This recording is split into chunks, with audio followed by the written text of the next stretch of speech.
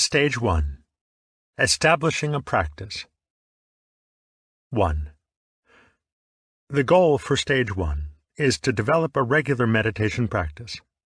Put all your effort into forming and holding a conscious intention to sit down and meditate for a set period every day, and to practice diligently for the duration of the sit. When your intentions are clear and strong, the appropriate actions naturally follow, and you'll find yourself regularly sitting down to meditate. If this doesn't happen, rather than chastising yourself and trying to force yourself to practice, work on strengthening your motivation and intentions instead. Practice goals for Stage 1. There are 2 goals for Stage 1. First, you will learn how to prepare for practice and to use a simple method to enter meditation gradually. Second, and more important, is to establish a consistent daily practice where you meditate to the best of your ability throughout every session. To succeed, you'll need to recognize the obstacles that stand in your way and create solutions. Mastering this stage provides you with the strong foundation you need to progress rapidly through the 10 stages. How to begin your practice. The basic practice used in this book is quite simple. Direct your attention toward a well-defined meditation object. Whenever your attention slips, redirect it back to that object. Repeat this as often as needed. Rather than jump right in, though, you'll start with 2 preliminary practices to help prepare your body and mind for a smooth transition to the meditation object. 6-point preparation for meditation. I recommend the following 6-point preparation to new students. You should prepare for meditation just as you would for other activities, by thinking and planning beforehand. Memorize these 6 points and go through them as soon as you sit down. You can even review them in your head while on the way to your meditation spot. They are motivation, goals, expectations, diligence, distractions, and posture. 1. Fire up your motivation. After you sit down, the first thing to do is to remind yourself why you've chosen to meditate. Perhaps it's to have a little more peace of mind and improve your mental skills. Or it could be to achieve awakening. Or maybe it's just because you know you'll feel better for the rest of the day if you meditate than if you don't. Don't judge your reasons as being good or bad. Just acknowledge and accept them as they are. Having a clear sense of purpose will fire up your motivation and help you deal with any feelings of restlessness or resistance. 2. Set reasonable goals. Goals give direction, and it's important they be realistic so you're not disappointed. Ask yourself what you hope to accomplish in this particular session. Think about the problems you've been working on in recent sits, and decide how you can best apply yourself to the practice today.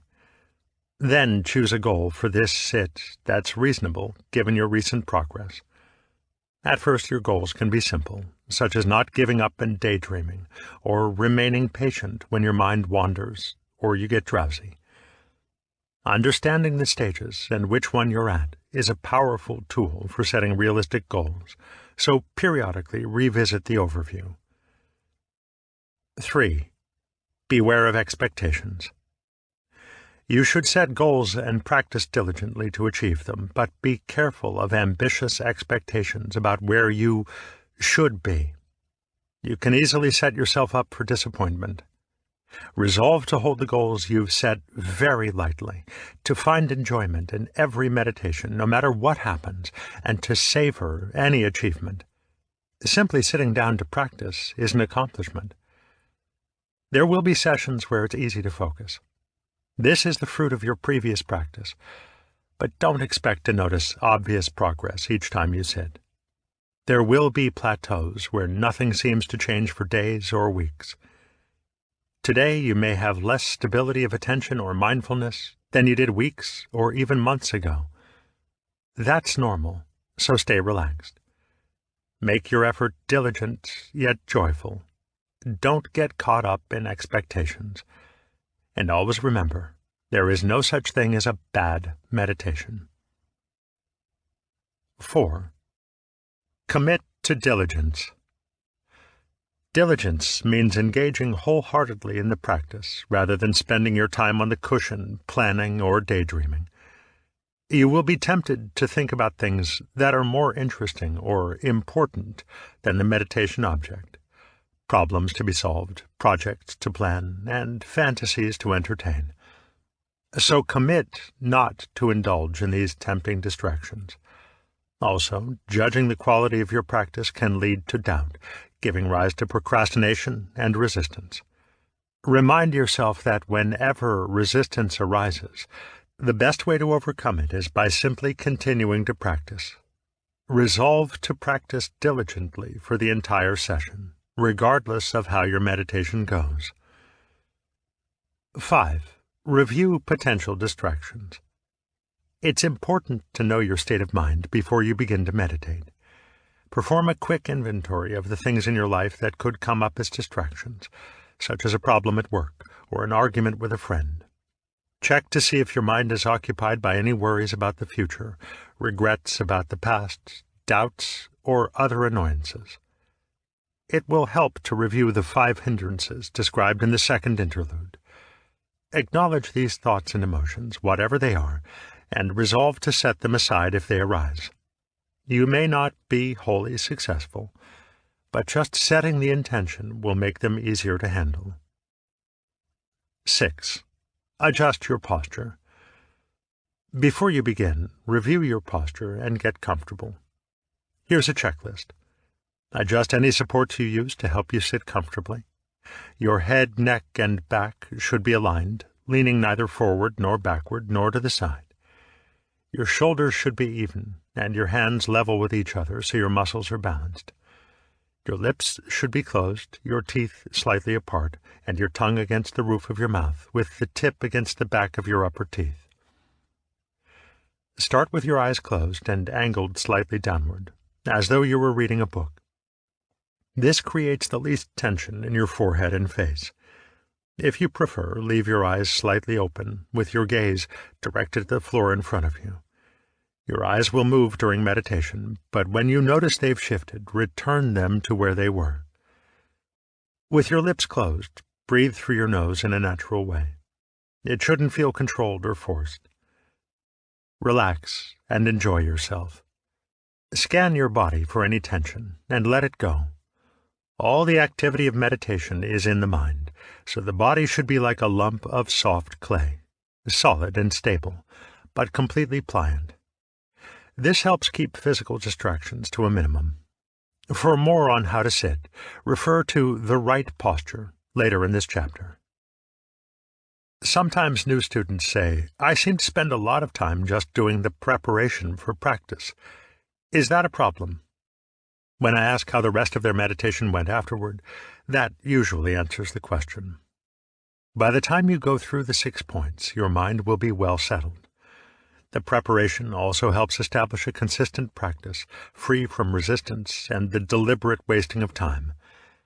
And it doesn't matter how long you spend on the preparation, because it, too, is a form of meditation, in which you still intentionally direct and sustain attention. If your mind wanders, bring it back using the same techniques we describe in the next section on breath meditation. After doing the preparation every day for a while, it will go much more quickly. Preparation for meditation. Motivation. Review your purpose for meditation. Be honest. Don't judge your reasons. Be aware and accept them. Example: I want more peace of mind. Goals. Decide what you hope to work out in this session. Set a reasonable goal for where you are in the stages. Keep it simple. Keep it small. Example: not to get annoyed when my mind wanders. Expectations. Bring to mind the dangers of expectations and be gentle with yourself. Find enjoyment in every meditation, no matter what happens. There is no such thing as a bad meditation. Diligence. Resolve to practice diligently for the entire session. Recall that the best way to overcome resistance is by simply continuing to practice, without judging yourself. Distractions. Perform a quick inventory of things in your life that might come up to distract you. Acknowledge these thoughts and emotions, and resolve to set them aside if they do arise. You may not be wholly successful, but at least you have planted a seed, the intention not to let them dominate your mind. Posture. Review your posture and get comfortable. Attend to your supports, your head, neck, back, shoulders, lips, eyes, and breath. Relax and enjoy yourself. All the activity of meditation is in the mind, so the proper state for the body is like a lump of soft clay, solid and stable, but completely pliant. This will keep physical distractions to a minimum. The meditation object. A meditation object is something you intentionally choose to be the focus of your attention during meditation. Although you can choose just about anything, the breath is ideal for cultivating attention and mindfulness. First, the breath is always with you. Second, it allows you to be a completely passive observer. You don't need to do anything, such as repeat a mantra, generate a visualization, or rely on any special item like a candle, icon, or kasina. You can meditate on the breath at any opportunity, wherever you are, every day, even up to your dying breath. The breath also changes over time, becoming fainter as concentration deepens. This makes it suitable for developing powerful attention, since the details you focus on become ever more subtle as sensations grow less distinct. Likewise, the fact that sensations change continuously, moment by moment, is conducive to insight into the nature of impermanence. Yet the breath also constantly repeats itself over and over in the same pattern, making it suitable as a fixed, that is, relatively unchanging, meditation object for entering states of meditative absorption. Because of these different qualities, the breath is used as the basis for the practice of tranquility and insight. Shamatha vipassana, dry insight practices, sukha vipassana, and meditative absorptions, jhana. Whenever we refer to the breath as the meditation object, we actually mean the sensations produced by breathing, not some visualization or idea of the breath going in and out. When I direct you to observe the breath in the chest or abdomen, I mean the sensations of movement, pressure, and touch occurring there as you breathe in and out. When I say the breath at the nose, I mean the sensations of temperature, pressure, and air moving on the skin anywhere around the tip of the nose, the rim, inside the nostrils, or on the upper lip just below the nostrils. Throughout the 10 stages, your meditation object will most often be the breath sensations at the nose, but not always. Some suggest using the sensations of rising and falling at the abdomen instead. Beginners often find the large movements of the abdomen easier to follow at first. But when the breath becomes very shallow, the coarser sensitivity of the abdomen can make it harder to detect the breath sensations. I recommend the nose because the nerve endings there are much more sensitive. Choose whatever area around the nostrils works best for you. Even though the breath has many benefits, the methods presented in the 10 stages can also be used with a visualized object, a mantra, or in loving-kindness practices. All the same principles can be employed in conjunction with the noting technique of the Mahasi-style Vipassana method, the breath concentration and body scanning techniques of the Uba Kin Goenka Vipassana method, or the uniquely systematic Vipassana of Shinzen Young. In each of these, you face the same problems of mind-wandering, distraction, and dullness, which the techniques here are designed to address. That said, not every meditation object leads to the final stages as surely as do the sensations of the breath. A gradual 4-step transition to the meditation object.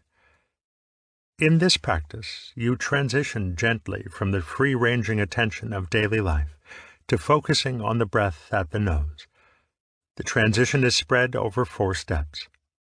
In each, you define a specific domain or space in which you can allow your attention to range freely. Any object in the space can serve as the focus of your attention at any moment, meaning your focus just moves as it will. As you proceed from step to step, you further restrict the space in which attention is free to move, until you're finally focused on the sensations of the breath at the nose. But as you make this transition with attention, remember to always maintain peripheral awareness. Every step in the transition provides a good opportunity to learn to distinguish between attention and awareness. Treat this as a serious practice, not just as a nice way to start a meditation. Use it each time you sit down to meditate, especially if you're a beginner. As you move through these 4 steps, always remember to relax your body, calm your mind, and deliberately evoke feelings of contentment. It's like gradually settling into a spa. Continually notice any pleasant sensations, contributing to a sense of relaxation, well-being, and overall happiness. As you will learn, relaxation and happiness play an important role in the process of training the mind. Step 1. Focus on the present. First, close your eyes and spend a few moments becoming fully present. Take in everything presented to the senses. With your eyes closed, you'll find the 2 main sensory stimuli are sounds and sensations originating on or in the body. Open your peripheral awareness fully. Next, allow your attention to tune into and range freely among any of the sounds, bodily sensations, smells, or thoughts you may experience. Within this holistic panorama, the one limitation you place on movements of attention is to remain in the present, here and now. Staying present is extremely important. While noises and bodily sensations all occur in the here and now, thoughts about them, beyond just noticing and recognizing them, take you away from the present. So let your attention go to any sensations that attract it, but don't analyze or think about them. Observe bodily sensations objectively, not identifying with them as mine. Let your attention move as it will, drawn by the moment-to-moment arising and passing away of sensory objects within your field of conscious awareness. If you find a particular sensation to be pleasant, take a moment to enjoy it. Let that pleasure condition your mind toward a state of happiness in the present. Try to distinguish clearly between the subjective quality of pleasure and the sense object that triggered it, savoring the pleasure, not the sense object. If your mind reacts to something unpleasant, distinguish between that reaction and the object that produced it. Then let go of the reaction. You'll also be aware of all kinds of other mental activities, memories, thoughts about the future, or things happening elsewhere, and so on. Expect this kind of activity to go on in your mind. Being fully present means being aware of it, but not engaging in its content. Disregard any thought that has nothing to do with the present moment. Even thoughts about the present should be approached cautiously, because they can quickly drag you away from the here and now. On the other hand, some thoughts, such as how to make your posture more comfortable, can help you settle into the present. In general, mindfully observing thoughts is tricky, so it's better to focus on sounds, smells, and physical sensations to avoid being hooked by thoughts. A helpful phrase to remember when dealing with distractions of any kind is, let it come, let it be, let it go. Don't try to suppress it, just let it come into peripheral awareness. Don't engage the distraction or focus attention on it, simply disregard it and let it be in the background. Then let it go away by itself. This is a passive process. There is nothing to do but allow these objects to arise and pass away on their own, moment by moment. When you find your attention has been captured by a thought, just come back to the present. Step 2. Focus on bodily sensations. Once you've become fully present with every kind of sensory stimulus, limit your attention to bodily sensations. These include all physical sensations arising on or in the body, such as touch, pressure, warmth, coolness, movement, tingling, deep visceral sensations like a rumbling in your stomach, and so forth. With your attention limited to bodily sensations, let everything else slip into the background of peripheral awareness. Nothing should be suppressed or excluded from your field of conscious awareness. Just let sounds, smells, and thoughts keep circulating in the background, but don't focus on them. Let them come, let them be, and let them go in peripheral awareness while you restrict all movements of attention to bodily sensations. Whenever you notice your attention going to a sound or thought, bring it back to the body. As you pay more attention to your body, release any tension you find and make final adjustments to your posture. Again, notice any pleasant sensations, distinguishing between the sensation as sensation and your mind's reaction to it, and spend a few moments enjoying the pleasure. These pleasant sensations might include feelings of air moving over the skin, warmth or coolness, and the softness or supportive firmness of the meditation cushion. You may experience pleasant sensations deeper in your muscles and joints as you relax, or warm feelings in your chest and abdomen. There may simply be an overall pleasant sense of stillness and peace. Whatever the sensations, enjoy and explore them freely. For a beginner, it can be hard to relax at first because your mind is agitated and your body is unaccustomed to staying still for long. When you start feeling restless or your sense of contentment fades, then thoughts, memories, and emotions will begin to stir. Don't get annoyed or try to suppress them. Instead, return to step 1, broadening your awareness until you become fully present with everything happening in the moment again. In particular, seek out the pleasurable aspects of the present and try to reestablish and reinforce feelings of contentment and happiness. Repeat this process of backing off and starting over as often as needed until the mind can rest easily with your attention focused only on bodily sensations. There is no need to hurry on to the next step. If you never get past step 2 during your entire meditation session, that's perfectly fine. However, sometimes focusing in more can also help you settle down, so don't hesitate to try moving to the next step. You can always return to this one if narrowing your focus doesn't work. Step 3. Focus on bodily sensations related to the breath. As you sit quietly observing the body, your attention will naturally gravitate toward the sensations of movement produced by breathing, since little else changes while sitting quietly. As you tune in, start paying attention to all the different kinds of breath-related sensations. You will notice them especially around your nose, face, chest, and abdomen. You may find sensations of movement caused by the breath in your upper arms and shoulders or elsewhere. Take your time to become familiar with all these breath-related sensations. In particular, savor any pleasant qualities associated with them. You may notice the mind becomes mildly invigorated during the in-breath, while the out-breath feels more relaxing and soothing. Without suppressing anything else in your field of conscious awareness, restrict your attention to these breath-related sensations. Once you settle in, start focusing more directly on the sensations of the breath in specific areas. Closely observe the rise and fall of the abdomen, then the expansion and contraction of the chest, then the sensations produced by air moving in and out of the nostrils. Allow your mind to move freely among the abdomen, chest, nose, and anywhere else where you feel breath-related sensations. It's important to breathe naturally. Be a passive observer, noticing any sensations that happen to be present. You don't have to exaggerate the breath to make sensations easier to notice.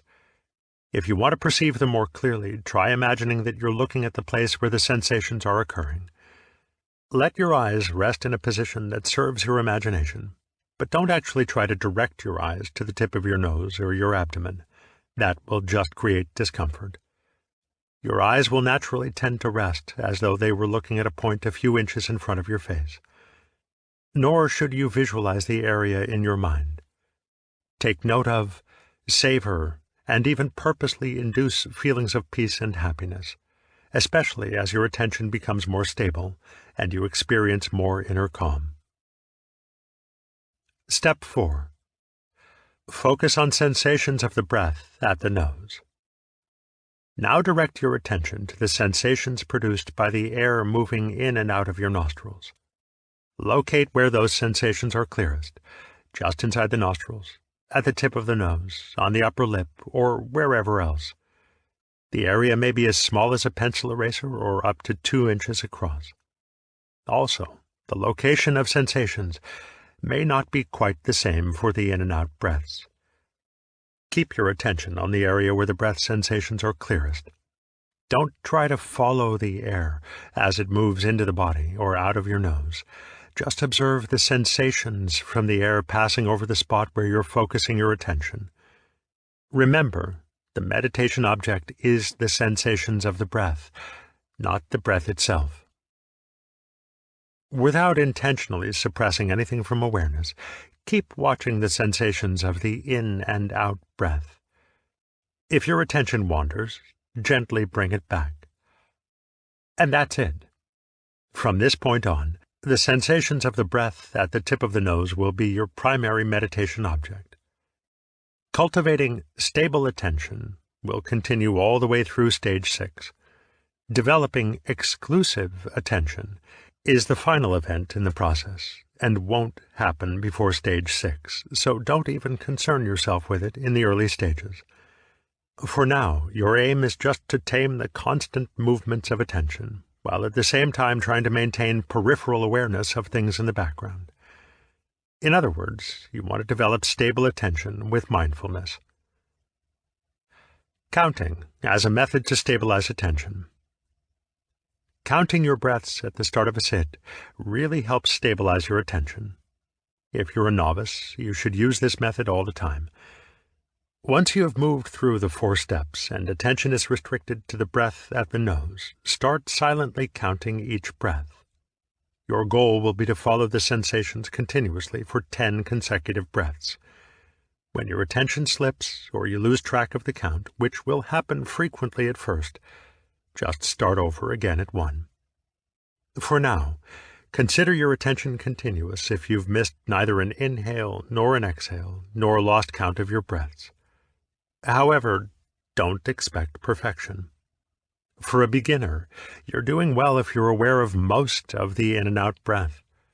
You can set higher standards for yourself as you become more skilled, but in the beginning, high standards are unreasonable and will only discourage you. Also, you won't be able to focus exclusively, single-pointedly, on the breath. In fact, trying to do so will only cause your mind to wander more. So expect to be aware of many other things as you're watching the breath. Finally, you're not trying for nonverbal or non-conceptual observation at this point. You can talk to yourself and think about the breath as much as you like while observing it, as long as you don't completely lose awareness of the actual sensations, or lose track of the count. Interestingly, what you consider the start and end of a breath cycle matters. We automatically tend to regard the beginning as the inhale and the pause after the exhale as the end.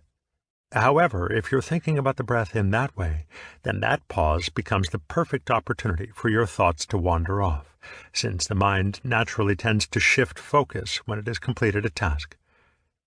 Instead, try this. Consider the beginning of the out-breath as the start of the cycle. That way the pause occurs in the middle of your cycle and is less likely to trip you up. This may seem like a small detail, but it often makes a difference. Another approach is to silently say the number during the pause at the end of the out-breath. This fills the gap and helps keep the mind on task. If you have started over many times without successfully reaching 10, change the goal to 5. Before long, 10 breaths will be easy. Once you've succeeded in counting to 5 or 10, keep observing the breath sensations, but stop counting. Counting quickly becomes automatic, and you can still forget the breath and have your mind wander while continuing to count. Therefore, counting beyond 10 breaths has little value. The rule is never more than 10, never less than 5. However, if your mind is particularly agitated, or wanders again soon after you bring it back, do another 10 count when you return to the breath. Also, if your mind wanders for a long time, several minutes or more, once you become aware of it, don't immediately return to the breath at the nose. Rather, go back to step 2 and briefly focus on bodily sensations. Then to step 3 and focus on breath sensations in general, and then start counting breaths at the nose. Even if you use a meditation object other than the breath, counting is still a wonderful way to transition from daily activities into a more focused meditative state. Just as with Pavlov's dogs, the mind becomes conditioned over time to counting as a sign to start meditating, and it will automatically calm down. Regardless of whether you're a beginner or an advanced meditator, I strongly recommend using counting as part of your regular practice. Counting will give you valuable information on the state of your mind and the distractions you're most likely to face. When you master stage 10, you will have effortless concentration before reaching the 10th breath. Summary of the basic practice. Sit down, close your eyes, and go through the 6-point preparation for meditation: motivation, goals, expectations, diligence, distractions, and posture. Then do the 4-step transition, gradually restricting the natural movements of your attention as you move from one step to the next. The transition needs to be gentle and gradual. Emphasize relaxation, peacefulness, and pleasure, rather than willpower and effort. When you reach step 4 and you're focusing on the breath at the nose, stabilize your attention by counting 5 or 10 breaths without interruption. When you're finished counting, keep attending to the sensations of the breath at the nose. The time it takes to work through this entire sequence varies from person to person and from one session to the next. For a novice, just moving through the 4-step transition may take most or all of the session. As you improve, you will proceed more quickly. Eventually, you will move through the 6 points and from the free-ranging attention of daily life to a stable focus on the meditation object in a matter of minutes or seconds. Establishing a practice. Now that you understand how to begin your practice, we'll focus on the primary goal of stage 1, establishing a regular daily practice. This may seem obvious, perhaps trivial, but few meditators, even those professing years of experience, maintain a truly consistent practice regimen. Yet to truly reap the many benefits of meditation, you must master this first stage by overcoming the obstacles and taking the necessary steps. Obstacles to establishing a practice. There are 4 major obstacles to overcome at this stage: not having enough time to meditate, procrastinating instead of sitting down to practice, reluctance and resistance to actually doing the practice, and doubt about your abilities. Time. Finding time to practice is your initial big challenge. When you first decide to take up meditation, you're naturally eager. Maybe you found inspiration from a book or lecture. Perhaps you attended a meditation class or have a friend who meditates. At first, sheer enthusiasm helps you find time to practice. Yet, as your early excitement fades, you soon begin to feel the pressure of other demands. We will discuss some practical solutions for overcoming this obstacle, but the most effective antidote is actually quite simple. As you would do with anything else you're committed to, you must make the time to meditate. I don't know anyone who has established a meditation practice in his or her spare time. And besides, for most of us, spare time is rare. If you don't set a regular schedule, you most likely won't meditate. Make your practice a priority. Procrastination. Procrastination is one of the classic problems in meditation. Modern life tends to be busy, full of deadlines, and stressful. And maybe you started meditating to manage your stress better, only to find that practicing is just another demand on your overextended time and energy. When this happens, it's easy to say, I'll meditate after I take care of such and such, or I'll have more time to meditate tomorrow. This is why you must make practice a priority. Otherwise, you'll always find something more important to do first.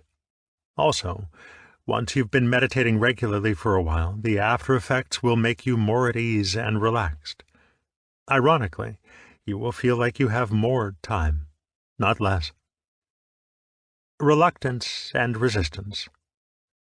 The reason many turn to meditation is the promise of greater mindfulness and inner peace.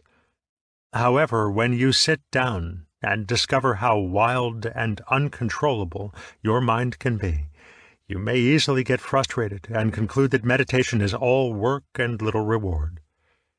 This is where reluctance and resistance to practice usually appear. Whereas procrastination keeps us from sitting down, reluctance and resistance lead us to spend our time on the cushion daydreaming, fantasizing, or making plans, rather than actually meditating.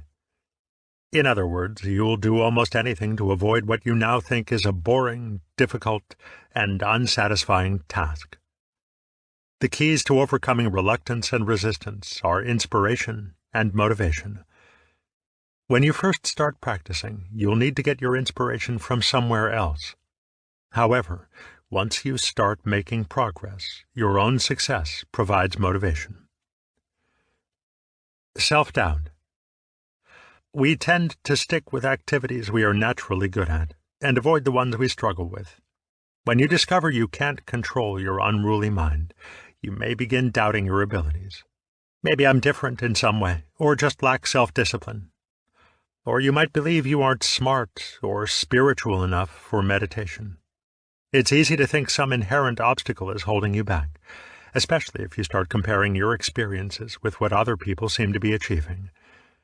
Yet the real obstacle is self-doubt, which is powerful and can rob you of your enthusiasm and determination to establish a regular practice.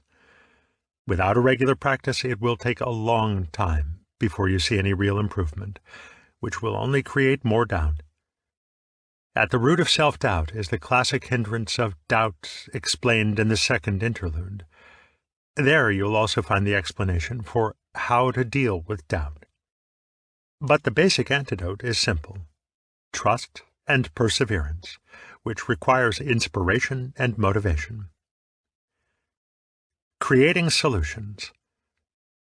The most effective way to overcome both procrastination and reluctance and resistance to practicing is to just do it. Nothing works as quickly or effectively as diligence. The simple act of consistently sitting down and placing your attention on the meditation object, day after day, is the essential first step from which everything else in the 10 stages flows. Then, once seated, you must train yourself, gently and without self-judgment, to actually meditate rather than engage in some more entertaining mental activity. Notice that I said, train yourself, not force or discipline yourself. Force, guilt, and willpower won't produce a sustainable practice, not least because of the negative emotions they stir up. Training yourself means working on your motivation and intentions until the simple acts of sitting down and meditating follow naturally. Then, you repeat those activities every day until they turn into habits. Once you start practicing regularly, you will be surprised by how quickly meditation becomes easier and more gratifying. Diligence helps start you on your way. But the real solution to these obstacles is learning to enjoy your practice. One simple, powerful way to do that is to intentionally savor all feelings of physical comfort and deliberately cultivate the pleasure that can be found in quietness. Take satisfaction in the fact that you have actually sat down to meditate. That is an accomplishment in itself. Too often, people approach meditation as though they were taking medicine. It tastes bad, but they grin and bear it because it's supposed to be good for them. Instead, make meditation into a pleasurable activity. If you're at ease and happy, you will be more successful than if you're tense and straining. The more you succeed in seeking out the pleasant aspects of meditation, the more motivated you'll be, and the more you will look forward to practicing. Everything else will fall into place. Doubt will disappear. You'll be inspired to meditate and can find plenty of time for it. Once you taste the joy and pleasure of practice, procrastination and resistance vanish. You'll look forward to your time on the cushion and guard it as something precious. As you progress to the higher stages, you won't just deliberately cultivate joy. It will eventually become your default state of mind. The practical steps. Along with just doing it and learning to savor your meditations, there are some practical steps to establishing a regular practice. These include choosing a suitable time and place, finding the best posture for you, cultivating the right attitude, and generating strong motivation. Setting a time and place. Ideally, you should meditate at the same time every day. You learn to associate that time with meditation and are less likely to procrastinate because you don't have to decide when to meditate. Choose a period that doesn't conflict with other activities and obligations. You may have to make some adjustments to your daily schedule. If the same time is simply impossible, pick a place in your normal routine, for example, before breakfast or after your regular exercise, that will be the same each day. Having a fixed period, whether set by the clock or your daily routine, is the best way to become consistent. Beginning meditators often forget to take their mental energy and clarity into account when picking a regular time to practice. Choose when you tend to be least agitated or tired. Everyone has their own natural rhythms, but generally the best time is early morning, or at least before 1 p.m. Most people prefer the period shortly after waking up in the morning, but before breakfast, since it's best to avoid meditating right after a meal. Next best is late afternoon or early evening. Early to mid-afternoon is often the hardest. The easiest way to make time for practice is by getting up a little earlier. You will feel refreshed and alert, and family and friends will be less likely to disturb you. Also, your mind won't be agitated by the stress and activity of daily life. Of course, getting up earlier only works if you go to bed earlier. No matter what time of day you choose, you'll have to make adjustments in other parts of your life to keep your commitment to practicing. It's an inescapable fact that the time you spend meditating is time you could have used for something else. If you don't make meditation a priority over some other activities, it just won't happen. Begin with shorter meditations. I suggest 15 or 20 minutes each day for the first week or two. Then increase the length of your sessions in 5-minute increments weekly or every few days until you reach 45 minutes. Use a meditation timer rather than looking at a clock, and train yourself not to look at the timer. Just listen for the bell. Some people find it easier to do 2 shorter meditations of 20 to 30 minutes each day. This is fine at first, but I strongly recommend at least one daily 45-minute sit as a minimum. This will provide a solid basis for your practice. As you advance through the stages and gain more skill, your meditations will become more interesting and enjoyable. You will eventually have no problem extending 45 minutes into an hour and practicing more than once a day if you choose. It's always best to work up gradually, rather than do too much at first and become discouraged. Once you have chosen a schedule, treat meditation like any other time-related commitment, such as work or school. Spend the designated period meditating and do nothing else. Make sure others know you will be unavailable at that time of day. To start with, you may encounter some resistance from your family or anyone not used to you being unavailable, but they will learn to adjust and may even decide to join you in practicing, especially when they start to notice the results of your practice. Most importantly, Remind yourself that meditation time is your time, which you have set aside for yourself, a time free from the demands of the world. Considering how much meditation will improve your relationships with others, you shouldn't regard it as selfish. This personal time will ultimately benefit everyone you come in contact with. Also, if possible, practice with someone else. His or her commitment will reinforce yours, and vice versa. However, if you have clearly established your intention, but your practice partner hasn't, it's better to end the practice arrangement. Meditation groups provide especially strong support, but usually don't meet every day. Finally, creating a regular place for meditation is just as important as setting a regular time. Choose a comfortable space where you won't be disturbed. It should be quiet and secluded enough to feel like your special meditation spot. The ideal situation is to have a place just for meditating. However, if that's not possible, it can also be a space you use for other things when you're done. But it should be a place where you can keep your meditation cushions, a shawl, or anything else you might use.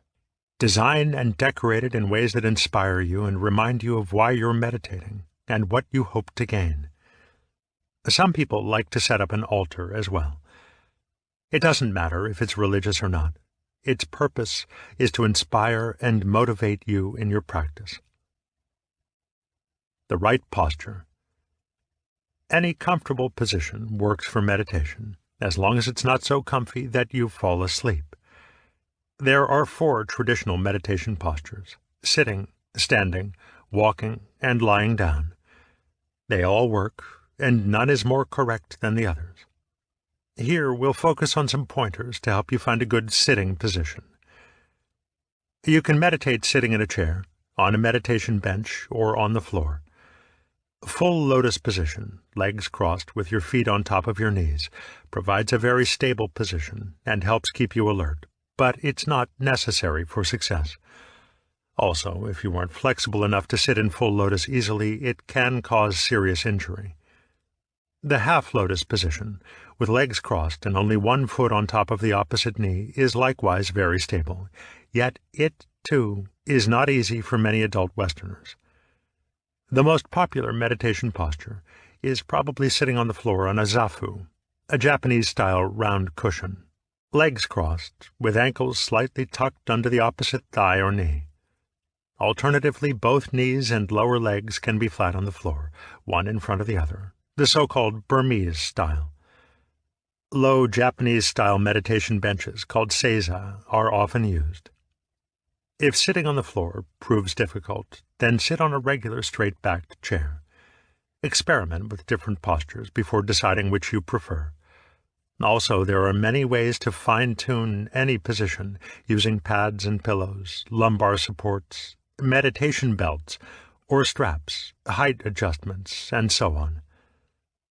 Regardless of the position you choose, it's important there be as little physical strain or pain as possible, especially during longer sits. Expect some aches and pains merely from staying still, but try to minimize pain in general, and don't aggravate pre-existing injuries. Regard the discomforts that remain as part of your practice. By observing them, you'll learn how your body and mind interact. And be patient. As your practice develops, it will get easier to sit. Eventually, you will be able to sit for hours without any discomfort. You'll even get up feeling quite good without any stiffness or numbness. Remain as still as you can during sitting meditation, despite any discomfort. This can be challenging for a beginner, but always wait as long as you can before moving.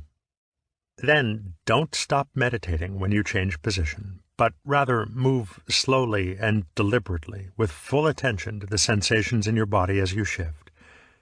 You will likely discover that although whatever caused you to move in the first place has disappeared, another irritating sensation, possibly more intense, soon takes its place. You simply can't overcome all physical discomfort by adjusting your posture. The right attitude. To succeed, we need to approach the practice in a relaxed manner, free from judgment and expectations.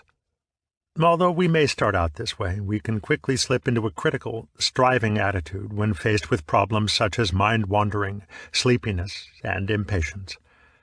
This attitude becomes the greatest impediment to our continued progress. When words like struggle or difficult come to mind, or if you feel like you're trying really hard but not making any progress, you'll know it's time to examine your attitude. Meditation is a series of simple tasks, easy to perform, that only need to be repeated until they bear fruit. So where is the sense of difficulty and exertion coming from? We usually describe a task as difficult because we're dissatisfied with our performance, which means we've started judging. Your expectations haven't been met, and maybe you're starting to doubt whether you'll ever succeed, which can sap your motivation. You're not actually struggling with meditating. You're struggling with unrealistic expectations and an idealized image of what you think should be happening. As a result, it feels like you're forcing yourself to do something you think you aren't very good at. If you believe those feelings, the ego self naturally wants to avoid blame. If you can convince yourself that you've been trying really hard, then the ego self doesn't feel guilty for not meeting its own self-imposed expectations. You can blame the teacher, the method, or concoct a story about how meditation isn't right for you. The real issue isn't that meditation takes too much effort or that something is innately wrong with you. It's your judgment and expectations. So let go of expectations and generate an attitude of faith, trust, and confidence. Faith in the method, trust that the results will come with continued practice, and confidence in your own ability. Joyful effort and diligence are the right attitude. Rather than striving, focus on the positive, pleasant elements of each session, joyfully repeating the same simple tasks as many times as needed to achieve the goal. This is precisely what diligence means. With spiritual practice in general, and meditation in particular, small measures repeated consistently produce huge results. The only place for great effort in meditation is in adjusting your schedule to actually spend more time practicing.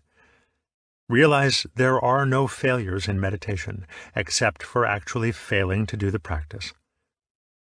As fellow teacher Stephanie Nash is fond of saying, a good meditation is one you did. The only bad meditation is one you didn't do. Take her wise advice to heart.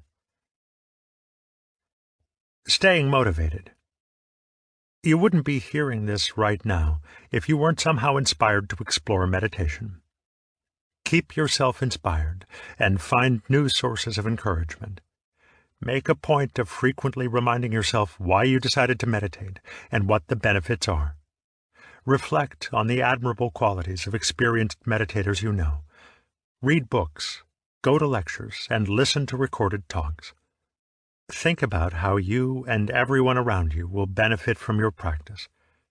Do all you can to stay motivated, just as you would if beginning an exercise program or learning to play an instrument. Also, support and inspire others, and let them support and inspire you.